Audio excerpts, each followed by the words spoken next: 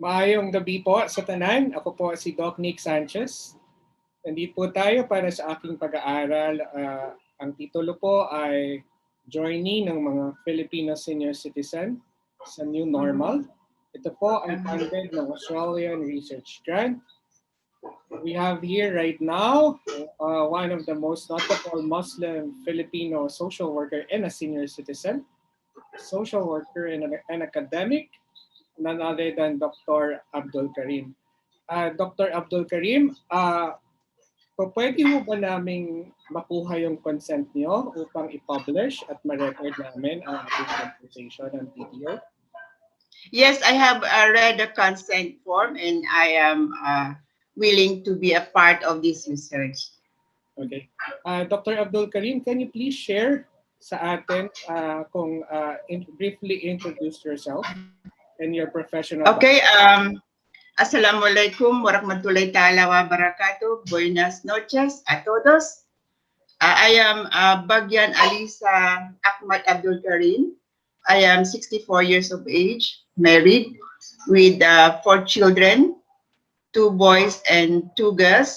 3 are professional, and I am now a grandmother of Afia, a 1-year-old girl. And I've been in the university I've been teaching in the university for 40 years. So I'll be retiring, inshallah, this July 29. And aside from 40 years of public service to the university, Western Mindanao State University, I had also a 1-year public service at the SWD in Region 12 in 1976-77. I am a registered social worker and a member of Filipino Association of Social Workers and also the National Association for Social Work Education Incorporated, and of course an active member of the United Registered Social Workers. So I think I'm very much married. I'm the only wife at the moment. And so Assalamualaikum, okay. Dr. Abdulkarim. Thank you for your consent. Dr. Abdulkarim, as a respected, multi-awarded Muslim Filipina and a senior citizen na po, ano po yung new normal sa atin? I'd like to describe the new normal based on my rules, based on my duties and responsibilities as an educator, as a social worker, as a wife and mother to my children. First, as an educator, in the new normal, due to the pandemic, education mode of learning has changed, no? So I was forced to migrate from face-to-face classes to online classes, some blending face-to-face with online studies. So there was also a time wherein I have to work from home.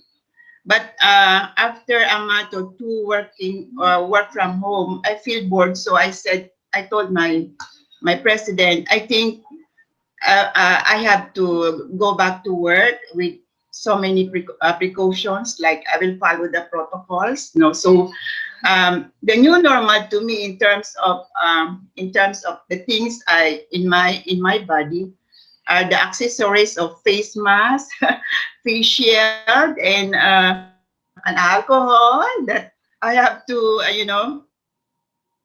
consciously and unconsciously would need it, for me to be able to at least live, a healthy life. And that is as an educator.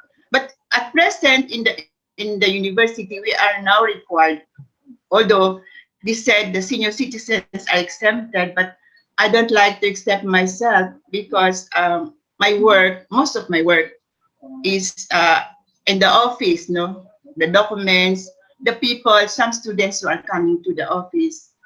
So I have to attend to them. To me, the new normal is the normal thing, no? The normal thing. With just the accessories, no? The signs that there is really something happening, no? Yeah, yeah, around us. Yes. As a wife and as a mother and as a grandmother, during the lockdown for I think 3 months now, lockdown for almost a year now, no? Yes. I discovered some interest, no, when I was locked down in the house. So I learned to be plantita, no. So I have collected a lot of plants, you know, and then looking at the different designs, no, looking at the different design, different varieties of plants. Example na lang is mayan. Nawala ka, Nico. Yes, Doc. I'm still here, Doc. Doc, can you hear me? Pero hindi kita nakikita. I'm dito? here. Can I still talk and talk na lang? Yes, please continue. Kasi it's Doc. being... I can see you. Okay, so every time I take care of my plants and then looking at the designs, different design and then varieties, no. Yes. I see the power. I become so I strongly believe in the power of God, no. Even in the looking at the plants, no. So I become very close to God, no. So the pandemic also gave me the chance to be at home and then really fulfill my religious obligations. Yes. So my spirituality become higher, no, compared to the normal time wherein you are so busy with so many works that sometimes I forgot the prayer, no, my prayers. But during this time, I was able to develop a strong, no, spirituality. Correct. And then also I learned in the house. I learned to declutter and then see the abundance of the things in the house that I have to share to other people who are in need of those. Yes. And then as a grandmother, I enjoy, no, I have all the time to see the growth of my granddaughter. And of course more time to my children and to my husband, no? Correct. So yun siya. Yes. And then yun lang ang ano, because we have all the time to be with people, so my social media was really also heightened, no? So I was able to contact regularly some of my friends, which I did not because of busy time before the pandemic. Correct. Nico, hindi kita nakikita. Yeah, I can see you, Doc. It's in your phone or it's in your laptop. It's in my ano. Put gallery. Gallery. Lagay mo sa view and then gallery. View po and then gallery. Naka-unmute po kayo, Doc. Doc Abdulkarim. Ano po yung... Okay. Yeah, can you see me now? You're unmute. You're on your mute, Doc. Yes. Paki-unmute po kayo. Naka-mute po kayo. Okay, great. Bakit? Yes. Good.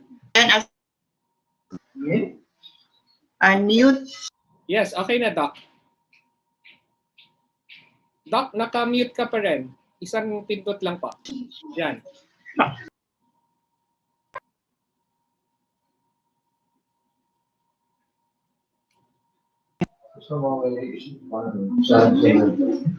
Ayan, no?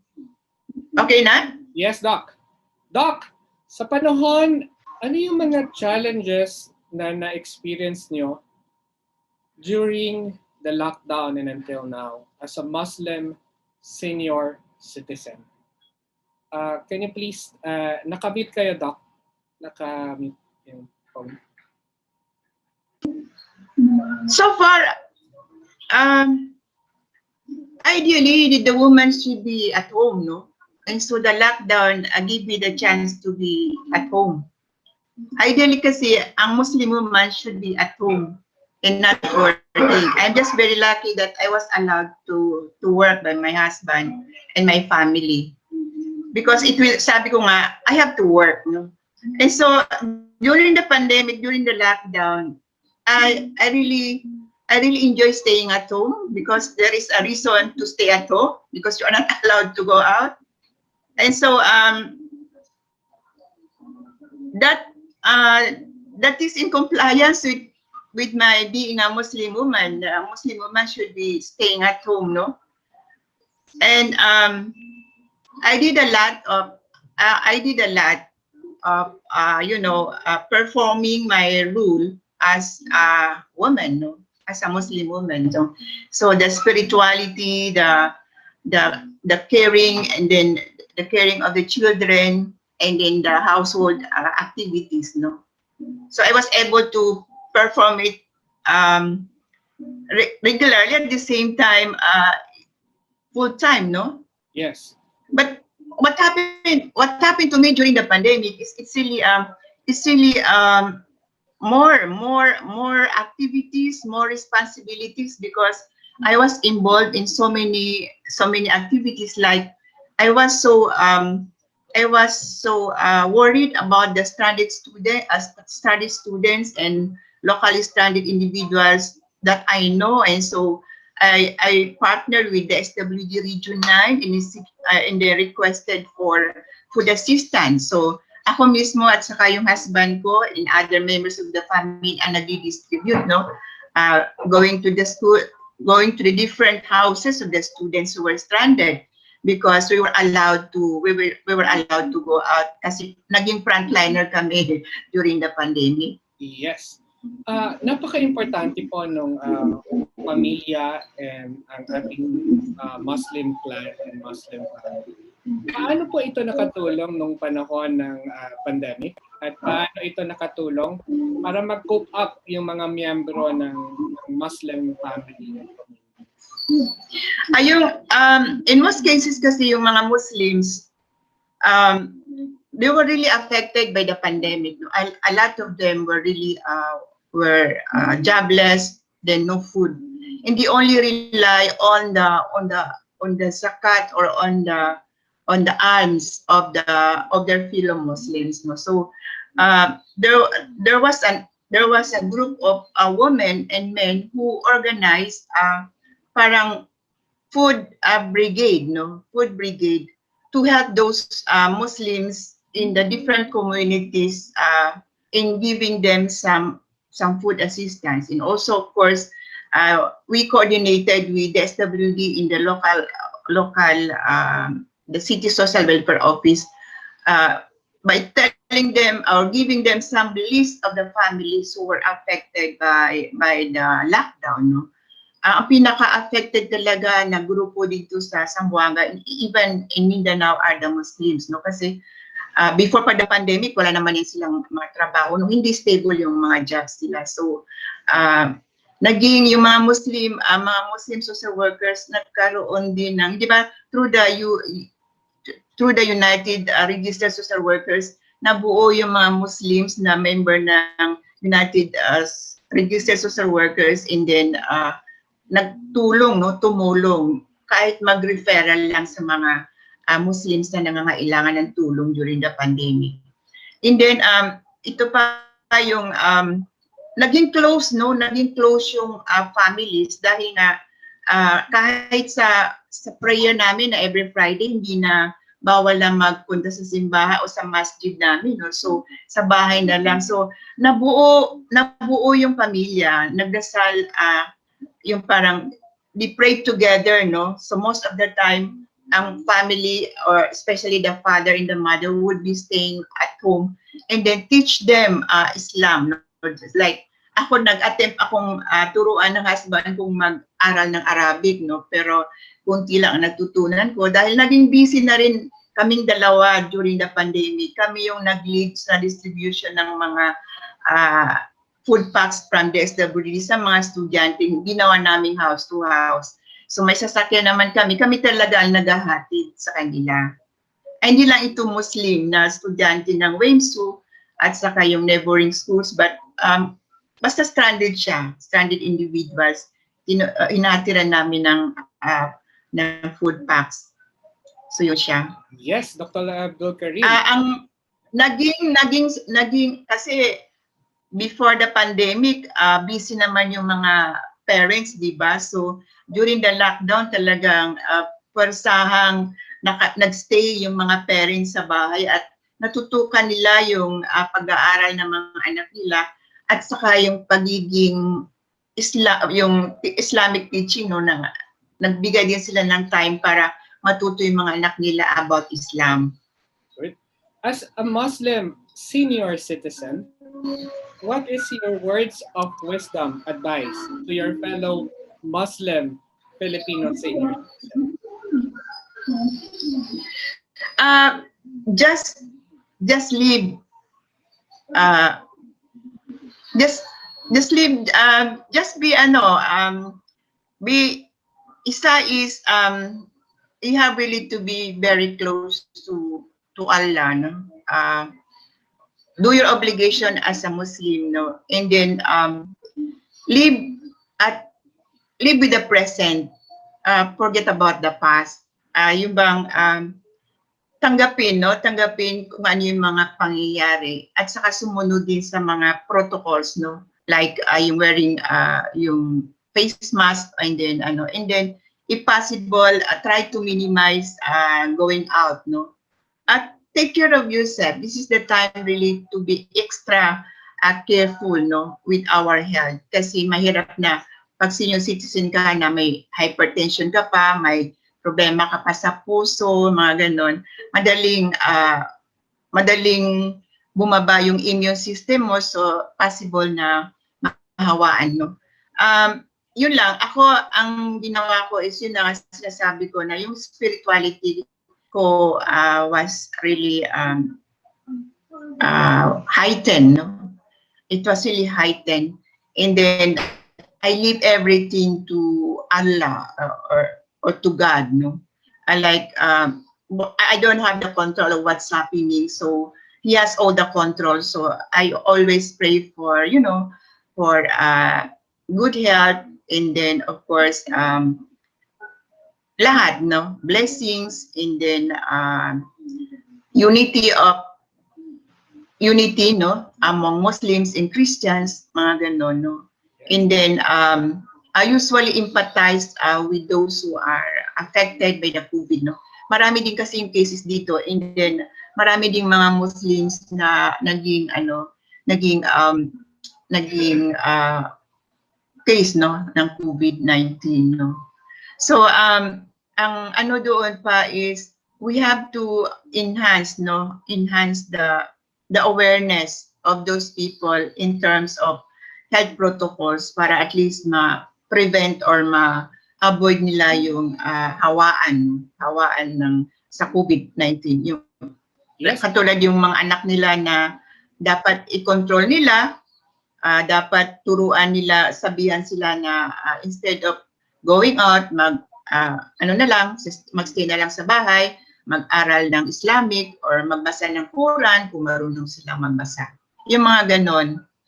No, and then yung bang have strong faith, no, in God, in your God, no, in the Creator.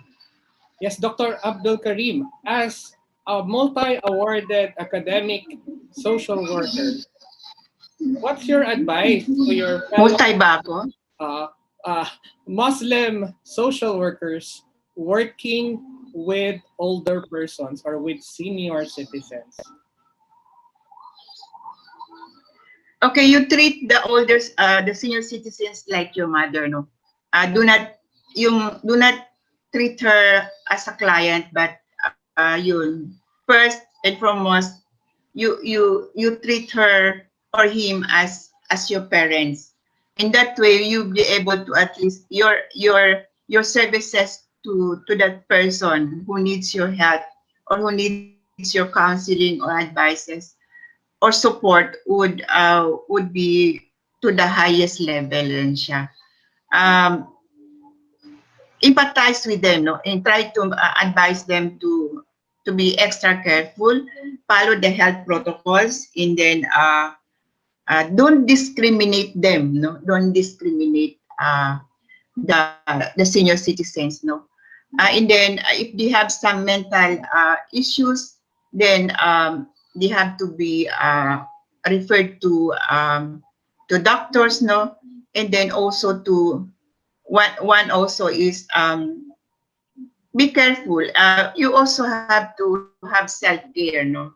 Lalo na sa Region 12, Region 9 and 12, Basilan, Surin, Tawi-Tawi, yung mga social workers talaga ano sa front line, mga Muslim social workers ano sa front line during yung SAP at saka yung other giving assistance, no, to those in the communities, no. So sila talaga yan, and so ang first talaga na sinasabi ko sa kanila, love yourself, no, love yourself, because if you will not take care of yourself, then wala nang tutulong sa ating mga kababayan na nangangailangan ng tulong natin. So yung lalo na yung mga taga-Sulu, Tawi-Tawi sa mga island provinces na they are able to sail, no, to the communities by bringing yung mga mag-pay out sila para sa porkies, hindi yung sa SAP, no. And then sabi ko nga sa kanila, they have to be with security kasi may dala silang pera, no. Yes. There's one who died during the payout. I think he was killed, no, kasi na hold up sila. So yun talagang pinagsasabihan namin sila through the social media, especially our former students na makikita mo na lang sa Facebook na going to here and there, mga ganon, for payout. Sinasabi pa nila sa Facebook or minsan nagtitext sila. Sasabihin nila, Ma'am Jing, pray for us. We are going to somewhere else and then do some payout. So, Looking at the government programs. Yun ang ano ko. And then, sinasabi ko, yes, Nick, hindi kita marinig. Dr. Abdulkarim, looking at the government programs and services for our Muslim senior citizens, what else can you recommend? Wala namang pagkakaiba ang pangangailangan ng isang Muslim at Kristiyano na senior citizen. Pareho lang yan sila. Basic needs, psychological needs, and then of course yung social well-being nila, no? At saka yung spiritual. Ibigay lang talaga kung ano yung nararapat sa kanila, no? Hindi ba may mga category siya na yung 60 to ganito, may mga payouts sila, no? May mga cash assistance sa kanila. Ibigay lang sa kanila at be considerate. Kung kaya pwedeng ihatid sa bahay yung tulong, hindi na papipilahin si lolo at saka si lola, no? Ang ano naman, wala man talagang special program and services sa mga Muslim senior citizen. Pare-pare yan sila dito, no? At yun din siguro ang nangyayari sa buong bansa na Muslim ka o Kristiyano, pare-pareho lang ang services na binibigay. Isa sigurong naiiba is yung in terms sa pagbibigay ng tulong, wag itaon sa prayer time. Halimbawa yung 12 o'clock, between 12 to yung 3 o'clock na prayer at saka yung 6. Yung dalawa lang man na time, yung 12 o'clock yung prayer at saka yung afternoon prayer, yung minsan nakakaligtaan ng mga Muslim during their work time, no. So kung magbibigay man ng tulong, wag itaon doon sa mga ganun. At saka yung Friday. Irespeto din yung kultura ng mga Muslim na senior citizen. Like, for example, wag sila bigyan ng mga pagkain na bawal sa kanila, katulad ng pork, no? Katulad ng pork and beans, sabi nga sa isang sige, babu means yung tawag sa isang Muslim na edad na, no. Sige, babu, nandito yung pork and beans, alisin ko na lang yung pork beans na lang ang kainin mo yan. So, anything that is not halal or haram or forbidden, wag ibigay na serbisyo, no? At saka yung, of course, yung mga healthy foods, no?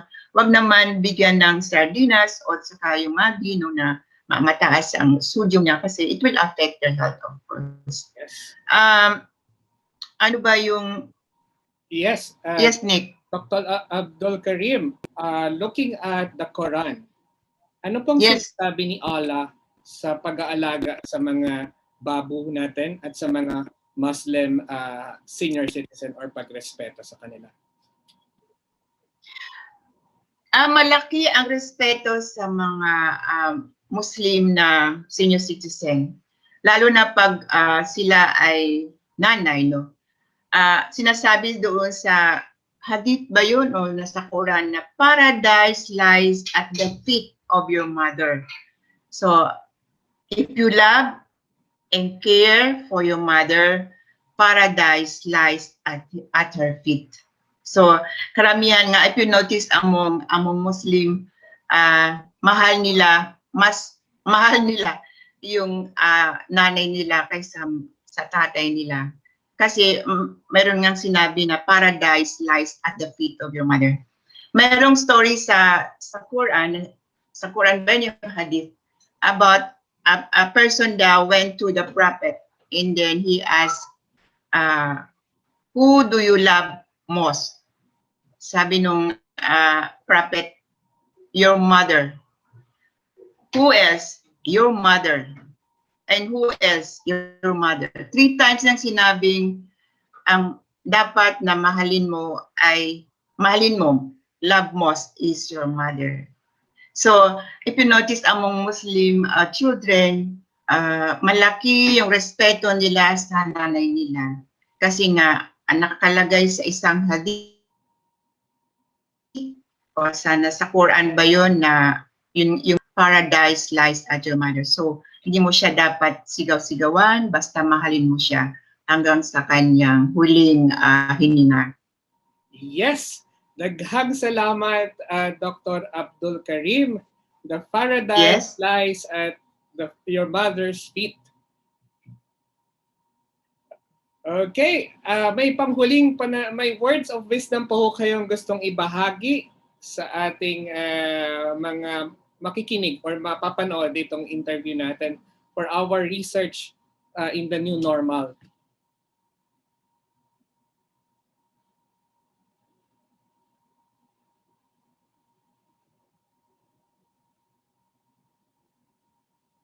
With that, daghang salamat po, Professor Abdulkarim. Naka-mute po kayo. Naka-mute po kayo sa microphone, Professor Abdulkarim. Thank you so much. Assalamualaikum. Allahu Akbar. Daghang salamat po for your time. Yes. Thank you very much, Nick. Okay. Good night, ma'am. Stay safe. Good night. Okay. Thank you very much. Thank you very much. Bye-bye. Take care, ma'am. Stay safe po. Bye-bye.